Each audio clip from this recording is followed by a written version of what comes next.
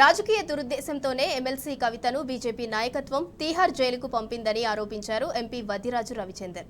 ఎన్ని కుట్రలు చేసినప్పటికీ కవితను దోషిగా రుజువు చేయలేరని ఆయన అన్నారు. ఇక ప్రాంతీయ పార్టీలను లేకుండా చేయాలన్న కుట్రలో భాగంగానే కవితను లిక్కర్ స్కామ్లో ఇరికించారని మాజీ ఎమ్మెల్యే మదన్ లాల్ ఆరోపించారు. ఇక ఎమ్మెల్సీ కవిత కడిగిన ముత్యంలా బయటకు వస్తారని అన్నారు. పూలే ఫ్రంట్ కో కన్వీనర్ శివ ఆశాభావం వ్యక్తం చేశారు.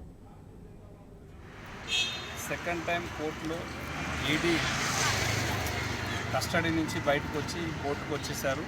అది పొద్దున 11 ప్రాంతంలో కోర్టుకు వచ్చినప్పటికీ జడ్జి జ్యుడిషియల్ రిమాండ్కు పంపించారు. 14 రోజులు. 1 తారీఖు నాడు bail interim bail order bail కోసం వేసిన పిటిషన్ మొదట 1 ఏప్రిల్ నాడు విచారిస్తామని చెప్పి జడ్జి గారు చెప్పారు. మాకు న్యాయస్థానం మీద గౌరవం ఉంది, నమ్మకం కూడా ఉంది, చట్టాల మీద కూడా.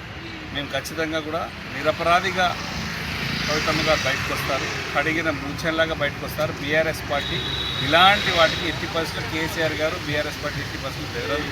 ఇవన్నీ ఉద్యమ పార్టీకి ఇలాంటివన్నీ అలవాటే. అంటే అరెస్టులు కానీ బెదిరింపులు కానీ ఎదుర్కొని తెచ్చింది తెలంగాణ. అనేక ఉద్యమం సాధించుకొని కష్టపడి తెచ్చిన తెలంగాణ కాపాడుకునే ప్రయత్నంలో 2 సార్లు ప్రభుత్వంలో కూడా బ్రహ్మాండాన్ని పనిచేశారు. మోడీ గారి ప్రభుత్వం దేశంలో ఉన్నటువంటి ప్రతిపక్ష పార్టీ నాయకులపైన మూకుమ్మడిగా దాడి చేస్తున్నటువంటి సందర్భాన్ని మనం చూస్తున్నాం.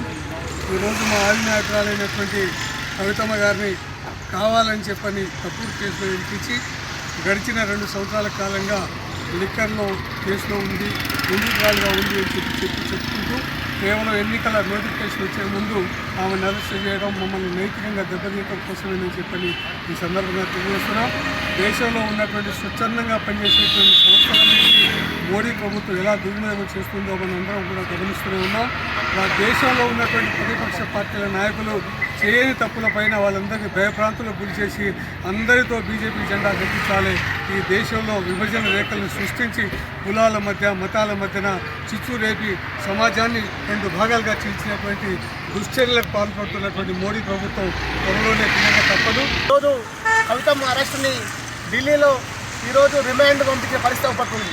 14 రోజుల రిమాండ్ని ఇలా మరి కోర్టు రిమాండ్ చేసిన పరిస్థితిలో దాంట్లో భాగంగా మరి ఈడీ కేసుని కేవలం కూడా రాజకీయంగా అస్త్రంగా వాడుకుంటున్నటువంటి కేంద్ర ప్రభుత్వం బీజేపీ ఈరోజు అధికారం రావడం కోసమే ఈడీని ఉపయోగిస్తున్న పరిస్థితి పడుతుంది. ఖచ్చితంగా ఈడీ కానీ బోడీ కానీ సిబిఐ కానీ ఎలాంటి కేసులు ఉన్నప్పుడు కూడా వారి పార్టీలో పోతే కేసులన్నీ కూడా మాఫీ అవ్వబడే పరిస్థితి ఉన్నది. కేసీఆర్ గారు కానీ కవితమ్మ గారు కానీ ఈడీ కానీ బోడీ కానీ ఎలాంటి కేసులకు కూడా భయపడే ప్రసక్తి లేదు.